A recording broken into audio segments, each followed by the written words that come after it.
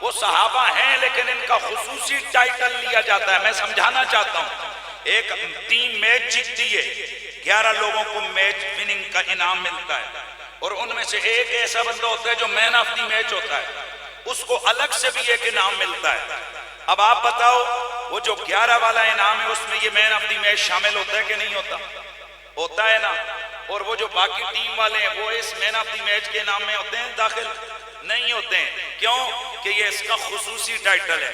اسی طرح اہل بیت صحابہ کے تمام ٹائٹلز کے حقدار ہیں, یعنی جو صحابہ کی عظمتیں ہیں وہ سب اہل بیت کو حاصل ہیں, اور اہل بیت کا الگ سے جو کمال ہے یہ ان کو الگ سے حاصل ہے.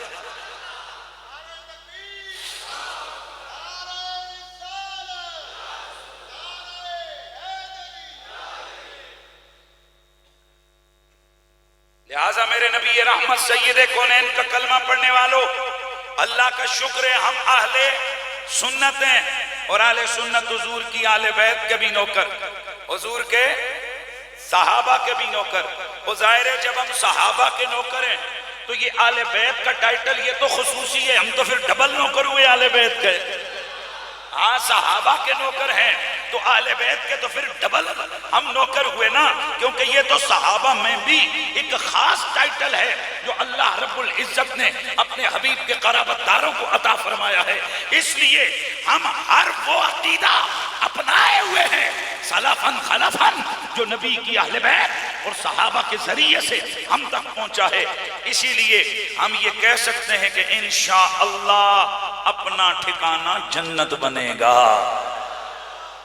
ہم اہل سنت و جماعت ہیں, اور اہل سنت و جماعت کے ہاں میلاد شریف اور اس محفل کو کہتے ہیں جس محفل میں کسی بھی حوالے سے حضور سید عالم کا ذکر خیر کیا جائے, حضور کی خلقت کی بات ہو, رسول اللہ کی بعثت کی بات ہو, نبی علیہ الصلوۃ والتسلیم کی ختم نبوت کی بات ہو, حضور کی ولادت کے تذکرے ہوں, میرے نبی پاک صاحب الاولاق کے علم کی بات ہو, نبی کے تکلم کی بات ہو, نبی کے تبسم کی بات ہو, میرے رسول کی آنکھوں کی بات ہو, میرے نبی کے یدین کی بات ہو, عینین کی بات ہو, رجلین کی بات ہو, حسنین کی بات ہو, پسینے کی بات ہو, مدینے کی بات ہو, سینے کی بات ہو, دہن کی بات ہو, بدن کی بات ہو, بطن کی بات ہو, زکن کی بات ہو, بطن کی بات ہو, نوری بدن کی بات ہو, تکلم کی بات ہو, نبی کے تبسم کی بات ہو, میرے مصطفیٰ سید عالم صلی اللہ تعالیٰ علیہ وآلہ وسلم کے رخساروں کے جمال کی بات ہو, میرے مدینے والے کے آل کی بات ہو, مال کی بات ہو, منال کی بات ہو, میرے حضور کے جمال کی بات ہو, میرے نبی کے جلال کی بات ہو, بس بات حضور کی ہو, سنی اس کا نام میلاد رکھ دیتے گئے.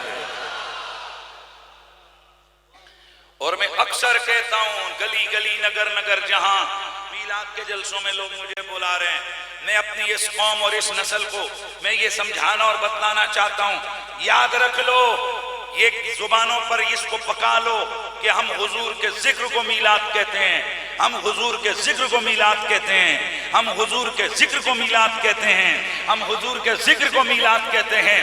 اور اس کے بعد جو مردود میلاد سے ٹکراتا نظر آئے اس سے پوچھو بتا کون سا ذکر بدعت ہے؟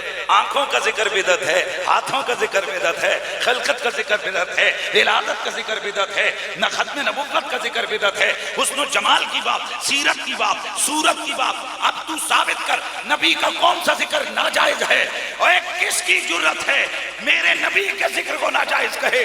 کیوں؟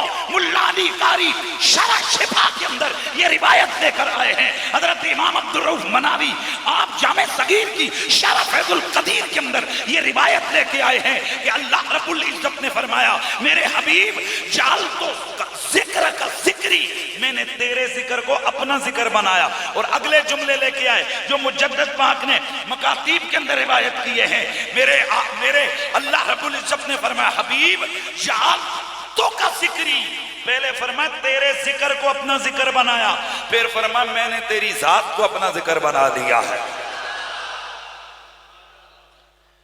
اس کا مطلب یہ ہوا کہ جو بندہ حضور کا ذکر کرے وہ حقیقت میں اونچا بولنا ہے, وہ حقیقت میں اللہ کا ذکر کر رہا ہوتا ہے. وہ اگر نبی نبی کر رہے, وہ درود پڑھ رہے, اس کے نامہ اعمال میں خدا کا ذکر لکھا جا رہا ہے. اللہ اکبر. پھر مجھے کہنا ہے نا خدا ہے ذاکر میرے نبی کا، یہ ذکر ان کا ختم نہ ہوگا. ازل سے محفل میرے نبی کی، ازل سے محفل میرے نبی کی سجی ہوئی ہے، سجی رہے گی. ماشاءاللہ اے ادا ایسا جڑا ہے نا اے میرے نال ہن شامل ہو گیا. ہن میں کوشش کرنا ذرا نال سارے ہی شامل ہو جاواں. ازل سے محفل میرے نبی کی سجی،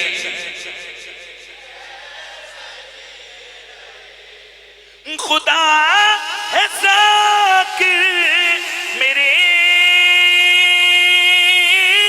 نبی کا، یہ ذکر ان کا ختم نہ ہوگا.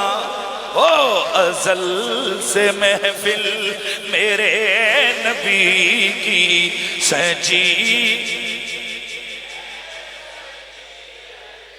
ملک مالا مالو ملک مالا والو جتنا تم بھرپور اجتماع کرتے ہو، اللہ کرے اتنا پورا ذوق بھی دے دو تو کیا ہی جناب یادگار تقریر ہو جائے. ازل سے محفل میرے نبی کی سجی ہوئی ہے.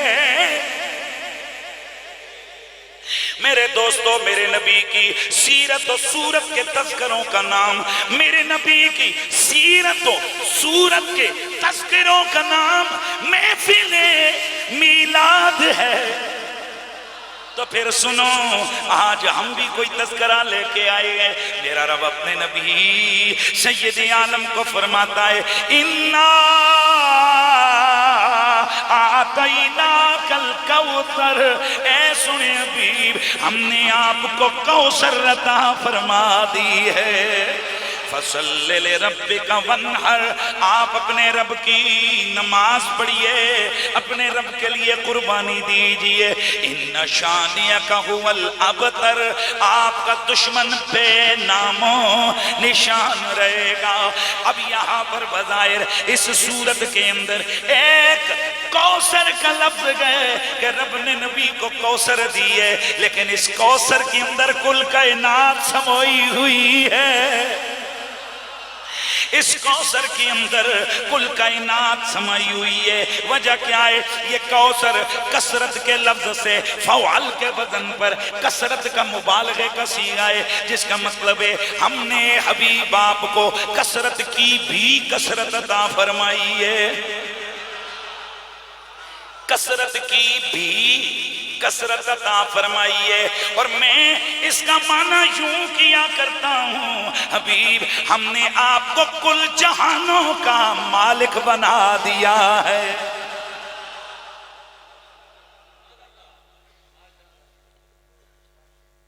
یار چلو میری ایک بات تھوڑی سی مشکل ہو جائے گی، پر میں چاہتا ہوں کہ اگر بات کو آپ سمجھیے. کئی لوگ کہتے ہیں جی کہ اللہ ہی کائنات کا مالک ہے، کسی کو نہیں مل سکتی. میں کہتا ہوں اللہ جسے دے اسے مل سکتی. دیکھیے اللہ قرآن میں فرماتے ہیں قل اللہم، لیکن ہم اس کو اگر ویسے پڑھیں تو قل اللہم مالک الملک تؤتی الملک من تشاء وَتَنْزِعُ الْمُلْكَ مِمَّنْ تَشَاءُ وَتُعِزُّ مَنْ تَشَاءُ وَتُذِلُّ مَنْ تَشَاءُ بِيَدِكَ الْخَيْرُ إِنَّكَ عَلَىٰ كُلِّ شَيْءٍ قَدِيرٌ. ماشاءاللہ علماء یہاں بیٹھے ہیں، صرف آپ کا ذوق آپ کو بڑا اچھا ملے گا. یہ اس بندے ہیں جس الف لام کی قسمیں پڑھی ہوئی ہیں، انہیں پتہ لگ سی نا مدرسے کیڑا کیڑا نسیا ہویا تے کیڑے کیڑے جناب پڑھے ہوئے، انہیں پتہ لگا. اور ایک اصول ہے نحو کا، وہ یہ ہے کہ تکرار نکرہ اور تکرار معرفہ، ان مع العسر یسرا ان مع العسر یسرا. جب نکرہ کا تکرار ہے تو عین اول ہوتا ہے، معرفہ کا تکرار ہے تو عین اول ہوتا ہے، اور نکرہ کا تکرار ہے تو غیر اول ہوتا ہے. تسی فکر نہ کرے ہو